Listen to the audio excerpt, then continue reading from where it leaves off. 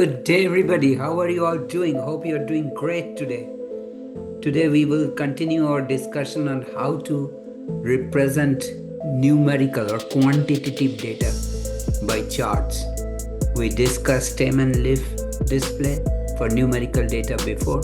Now, we are going to start with another way of representing numerical data. You may have always wondered, how do I represent all these numbers that I collect from survey, like people's age, people's height? How do I represent those numbers? There are too many numbers. How to make sense out of these numbers?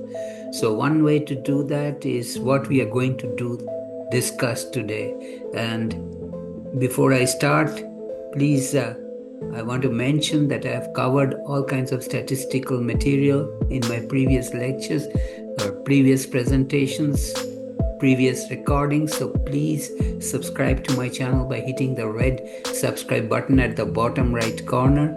And please, at the same time, do not forget to click on the bell, because that will notify you every time I upload a new video. Okay, so without further ado, let me get started.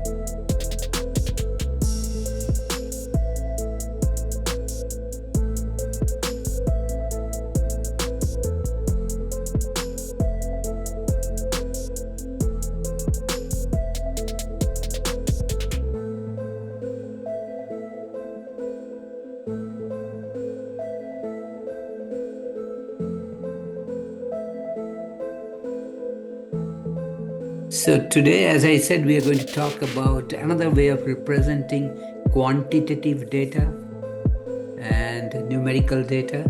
And this type of representation we will call frequency distribution and frequency histogram. First, let's focus on frequency distribution. As the name implies, we'll divide the numbers into groups and count how many numbers from the data set are in each group. The counting is the frequency. The counts in each group is the frequency. So the frequency distribution will be kind of a table with groups of data and counts of frequency in each group. So discrete numerical data is frequently derived from counting, as I said, with each observation being a whole number. For discrete numerical data, or frequency distribution outlines each possible value either individually or grouped into intervals. A relative frequency distribution is calculated by dividing the frequency or count of a specific value by the total number of observations.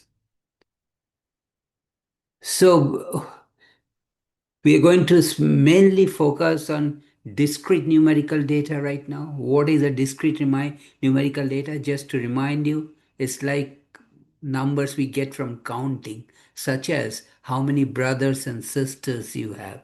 So I may have a simple random sample of 50 students. Ask each student, how many brothers and sisters do you have?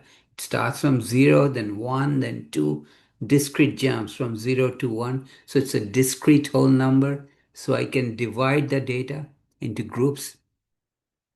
So here they're going through the process. You can review it. I will not read line by line. That becomes boring. So what are we going to look for? We are going to look for center or typical values, extent of variability or spread in the data, general shape of the data, location and number of peaks, and presence of gaps and outliers. So here they're looking at number of partners that a queen bee has. Okay.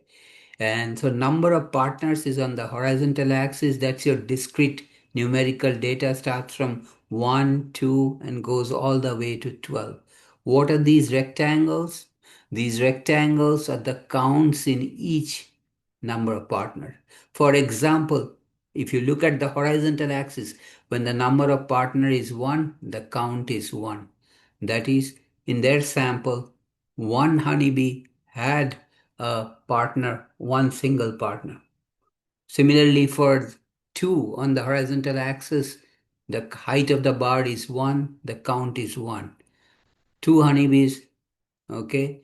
Or one honeybee had two partners. One honeybee comes from the count on the vertical axis, two is the number of partners on the horizontal axis, and so forth. What are we interested in? We are looking for the class with the highest frequency or highest count, which in this case stands at seven number of partners.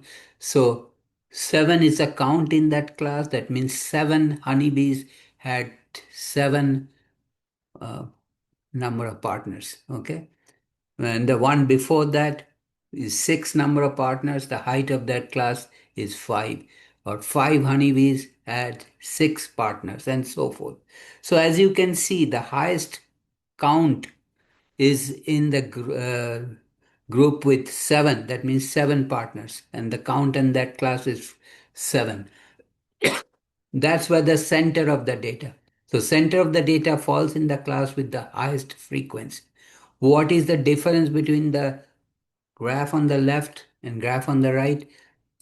The graph on the right has relative frequency on the vertical axis instead of the actual count or frequency on the left. Okay. The nature of the curve, they look the same. Only on the right, the vertical axis has been converted from frequency to relative frequency. How did they do that? They took the frequency of each class and divided into it the total number of frequency or the sum of the frequencies. Okay. For example, look at the class with seven partners on the horizontal axis.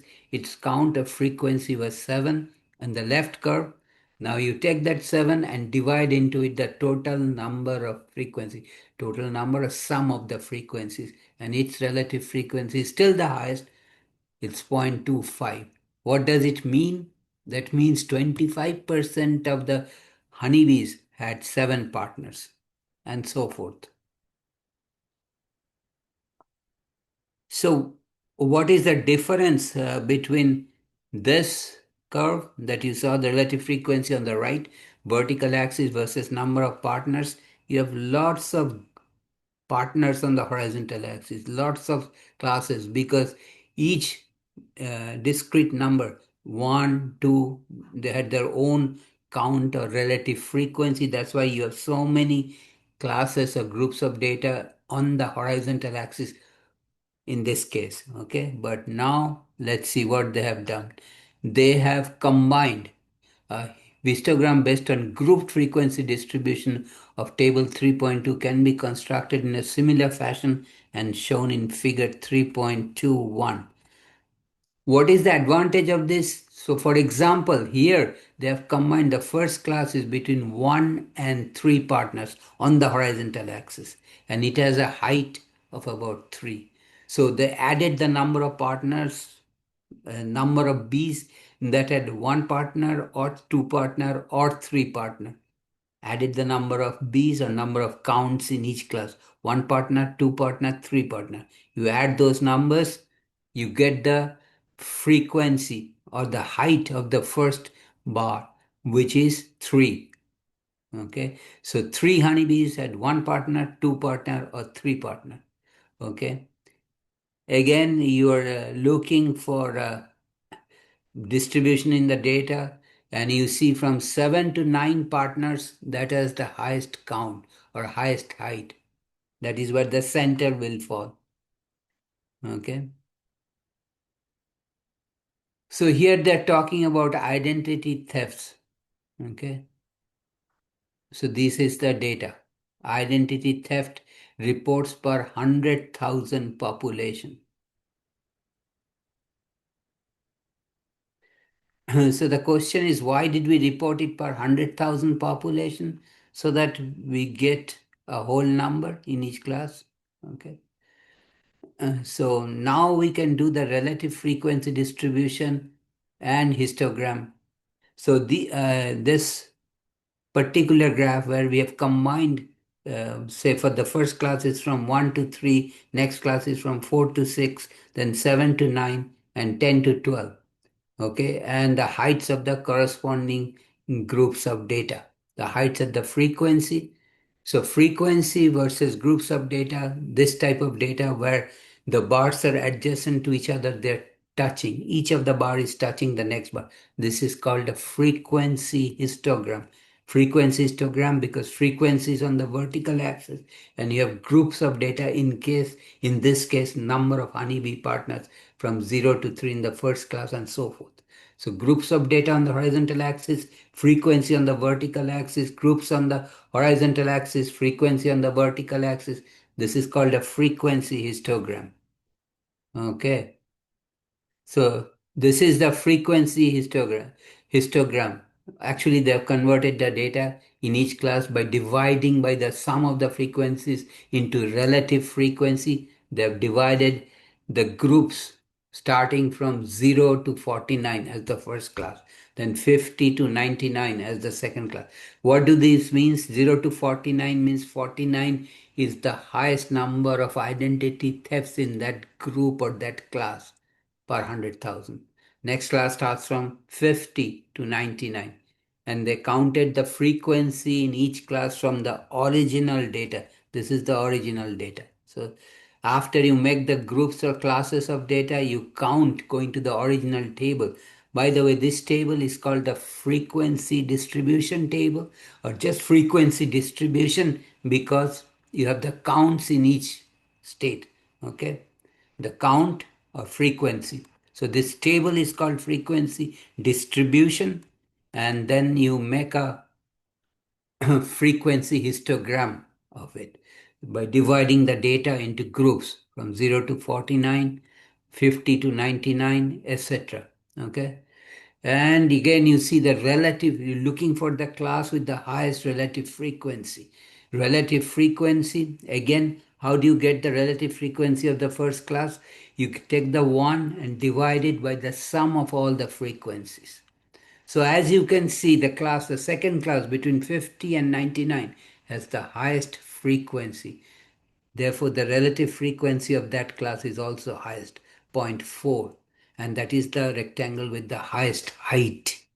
And again, this is a frequency histogram. So you have a class in the left which has the highest relative frequency. Then there's a lot of spread in the data on the right. Notice there's a gap between 249.5 and 399.5. Then there is a class between 399.5 and 449.5, which has about 0.025. Continuous data like reaction time in seconds or airline passengers carry on luggage weights in pounds. Again, continuous data is where we measure. Discrete is where we count. Okay. Custom categories can be defined for continuous data. Example, carry-on luggage weighs up to 30 pounds, but you can have increments of 5.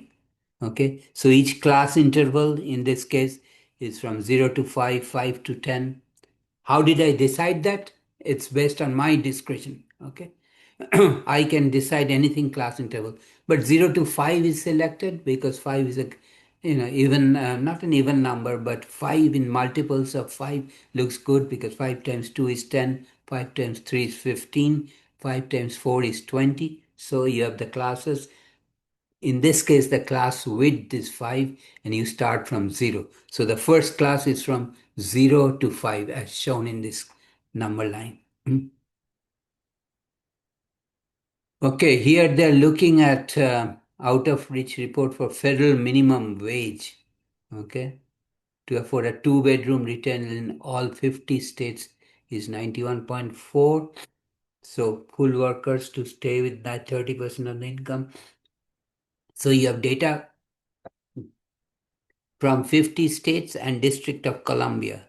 Of course, we have to do a frequency histogram. So the smallest observation is 14.6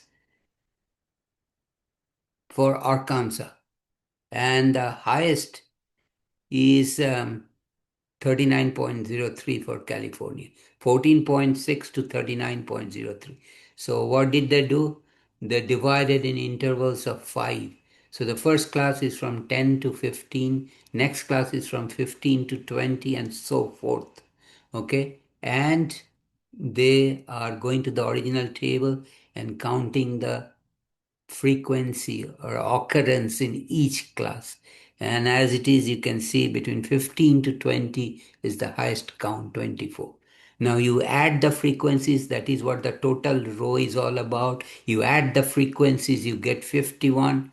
You take that 51 and divide into each individual frequency to get a relative frequency. Again, you get the same characteristic. The second class has the highest relative frequency. So if we were to do a relative frequency histogram, that class will have the highest height because its relative frequency is highest, okay, compared to the others. Okay. Continuous numerical. Okay. So you have wondered when to use histogram. Okay. So you can do histograms. First, we saw the honeybee case, which was discrete data, discrete numerical data. We also saw it in case of identity thefts and also in case of this, salary, which was in decimal values. So we can do it in case of continuous numerical data. So frequency histogram can be done for discrete numerical data as well as for continuous numerical data. So how to construct? The steps are shown here. Make the boundaries of the class intervals on the horizontal axis. Use either frequency or relative frequency on the vertical axis. Actually, relative frequency is the most prevalent used in the frequency histogram. Why? Because it tells you the proportion of the total data in each class. Draw a rectangle for each interval directly above the corresponding interval so that the edges are at the class interval boundaries. What they mean by the phrase in the parenthesis is that the adjacent bars or vertical bars should touch each other. There should not be any gap. Okay. The height of each rectangle is the corresponding frequency or relative frequency. So what are we looking for? Center. What is the class which has the highest relative frequency? We are also looking at variability or spread in the data, general shape of the data, location and number of peaks if there is any gap or outlier. So, data on hourly wage needed for a full-time worker in a bedroom rental is given in example 3.15. They made a histogram using a Minitab and they divided into hourly wage range like before 10 to 15, 15 to 20. On the vertical axis, the frequency, usually, as I told you, it is relative frequency. Why relative frequency, you ask me? Because again, relative frequency gives us the proportion in each class. Okay. And again, we look for the class with the highest frequency or the highest height, in this case between 15 and 20. But there's quite a bit of spread on the data. The lowest is 10, the highest is 40. Okay. Class intervals of equal width. Figure 3.26 shows a data set in which numbers of observations are concentrated in the middle of the class of the data set with only a few unusual values above and far below the set of data. The three choices of class intervals for a data set with outliers: many short intervals with equal widths, or enough few wide intervals of equal widths, or intervals of unequal width. The idea is to capture the outliers. Remember these points on the left and the right, these circles. These are points by itself. These are outliers. We have to capture them in our frequency distribution or frequency histogram. How do we do that? We can have many classes of equal width, or we can have few wide intervals of equal width or intervals of unequal width. I would say A and B are the most often used. So how do we construct a frequency histogram? When there are class intervals are not of equal width. Remember option C is here where intervals are unequal width, they're not unequal. So if the intervals are not equal, the class intervals are not equal, how do we handle that? We cannot calculate relative frequency in that case. We have to calculate a density of a class. What is a density? Is the relative frequency of the class interval in the class interval. We first calculate the relative frequency and then divide it by class interval width. That gives us the density. So what is the density doing? By dividing by the unequal class interval width, different classes may have different interval width, but we are dividing by class interval width to get a density. Density is relative frequency per unit width of the class. Okay. So we are dividing by the interval width in this case to get the density, because then we have an compare apples to apples, because the density is in terms of unit width of a class. Why? Because we are dividing by class interval width. So when do we do that? When the classes of unequal width. We do not keep it as relative frequency. We convert it to density. We take the relative frequency of each class and divide it by the width of the class. Okay.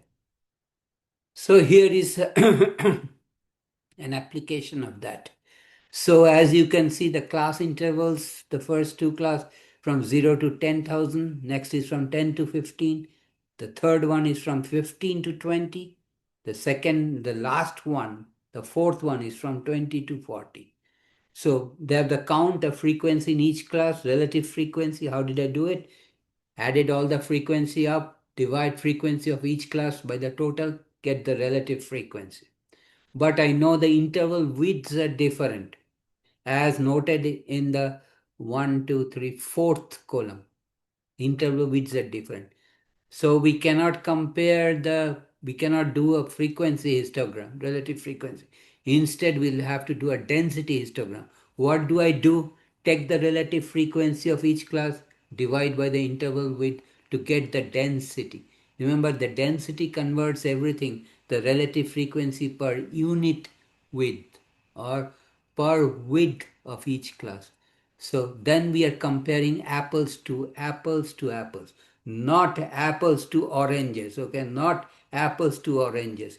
Would have happened that if we have kept the relative frequency, instead of converting the relative frequency to density by dividing by the interval width of each class.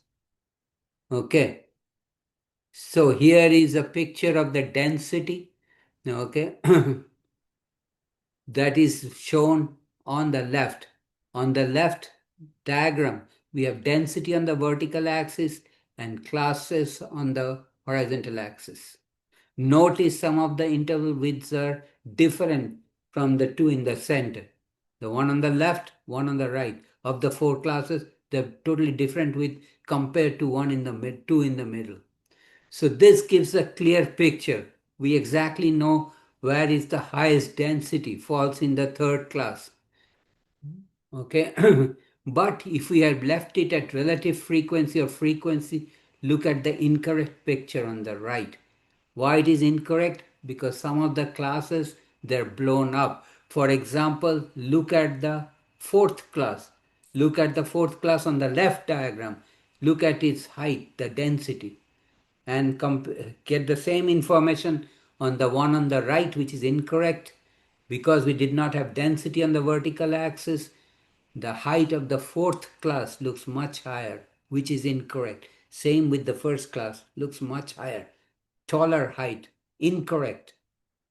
Taller height should be divided, the frequency or relative frequency should be divided by the class width to convert it to density, which is basically relative frequency per interval width. Okay. So here we are talking about shape of these frequency histograms. So you see these vertical bars, the heights of the bars gives us relative frequency or proportion in each class, proportion of the data in each class. And then if we draw a smooth curve, what is a smooth curve? We join the roofs of these vertical bars. The heights of the bars are the relative frequency, the base, the width are the same in each case. These are the width of class, each class. Okay. When we join the top, we get a smooth curve. This is called a smooth histogram. Probability density curve because the heights are all relative frequency, which is same as probability. One description of general shape relates to the number of peaks or modes. Okay, so the one on the left, the red one, is unimodal because it has got only one peak in the center. Also notice, if you draw a vertical line at the center where the frequency, relative frequency is the highest, and look to the left of it, look to the right of it. The left half is equal to the right half on the red curve. It's a symmetric curve.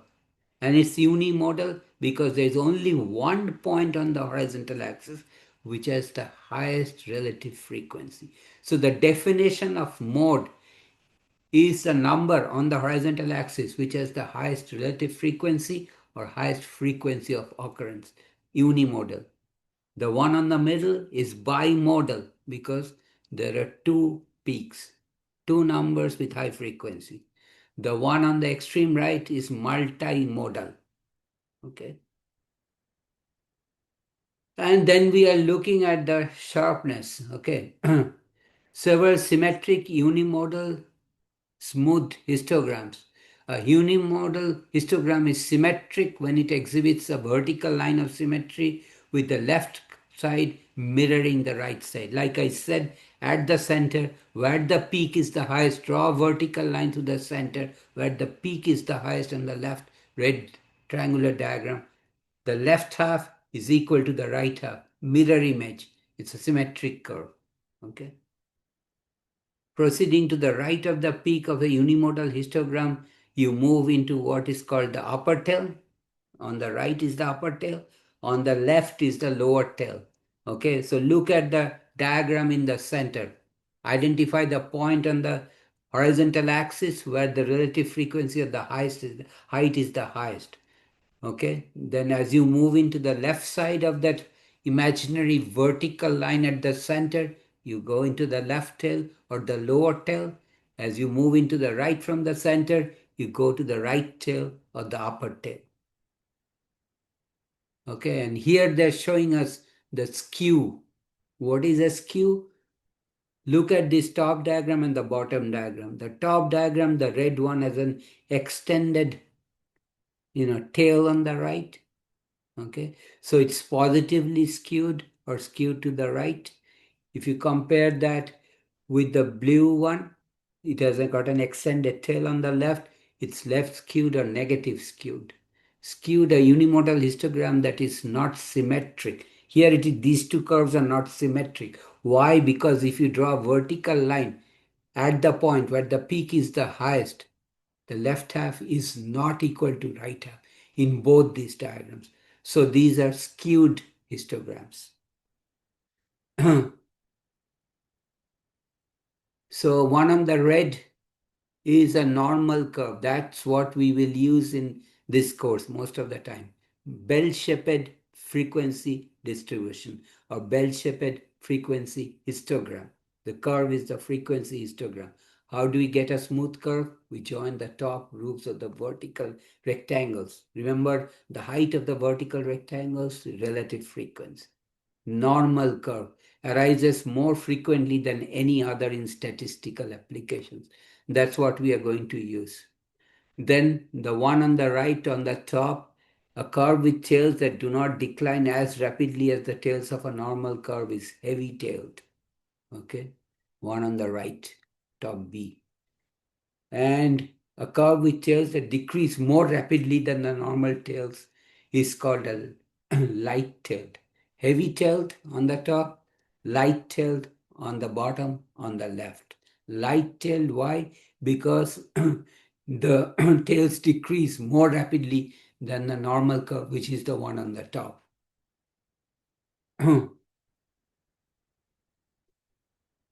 Okay. Sample data should accurately represent a population for valid conclusions.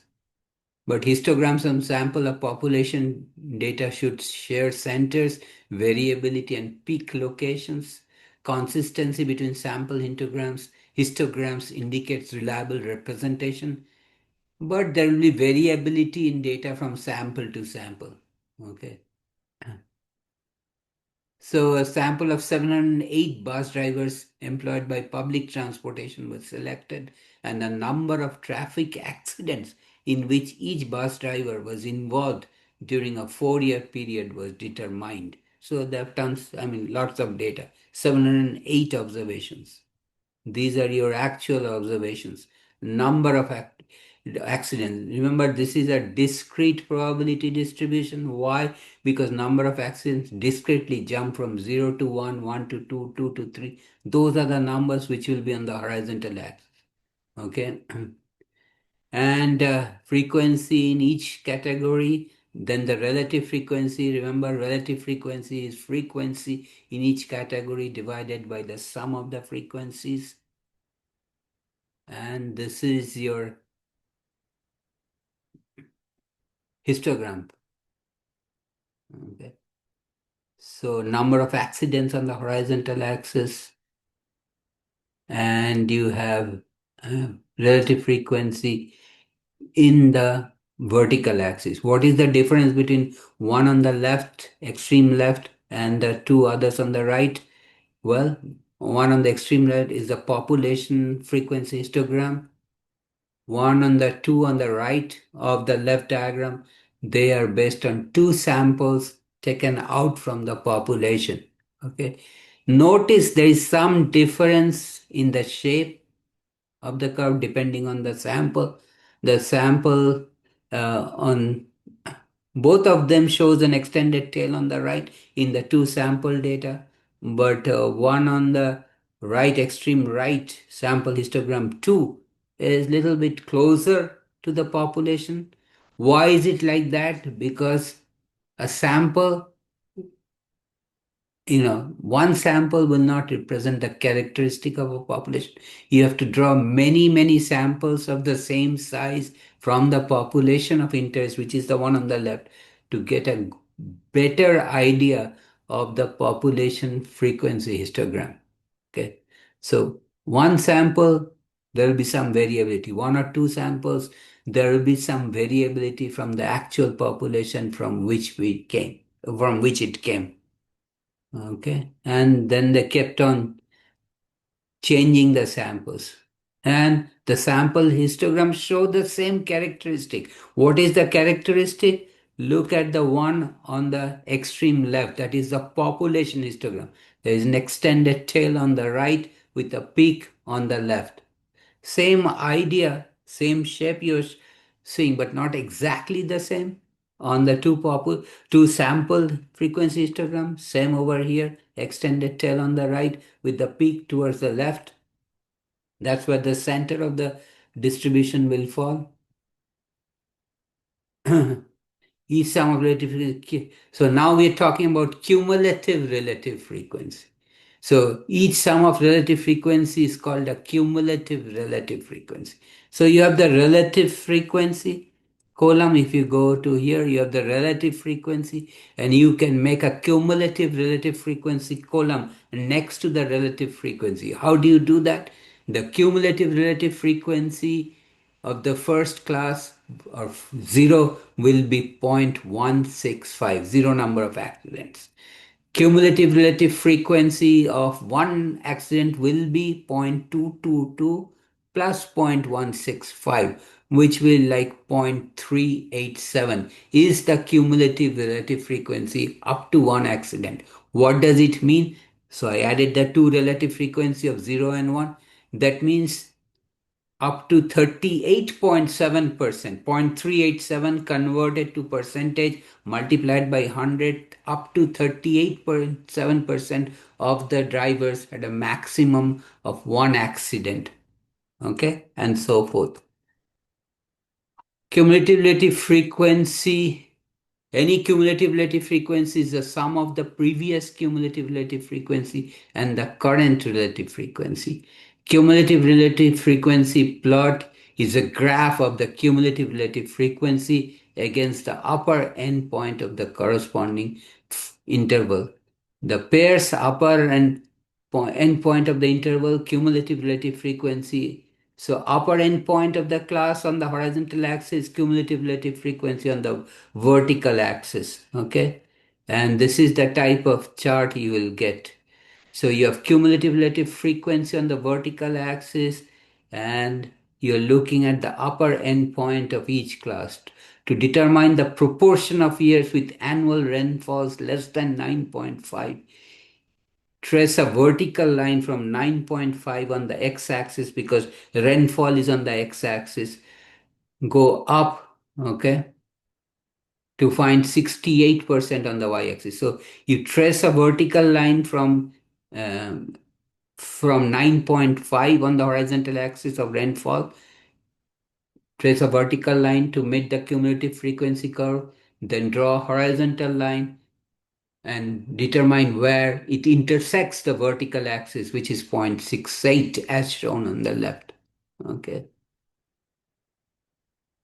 For the rainfall separating the lowest 30% of the class, start at point 3 on the cumulative axis, move across, reach the curve, and draw a vertical line down. And it will be 6.75. What does it mean? It means for 30% of the years, it rained 6.75 inches or lower. Okay. And we will stop here now. I know you may have a lot of questions. Please do not hesitate to write me a note, to shoot me a question. If you have any question, I will answer all of your questions, but I would love to hear from you. Where are you watching my video from? How do you like this video? Do you want to see something else? Is this video being helpful to you? Please let me know. And if you like my video, please give me a thumbs up. I really appreciate that. If you like this video, share with your friends. You and your friends, please subscribe to my channel by hitting the red subscribe button at the bottom right corner. And please do not forget to remember to click on the bell button because that will notify you every time I upload a new video. That's all for today. Thanks for watching. Take care. Have a nice day and I'll see you tomorrow.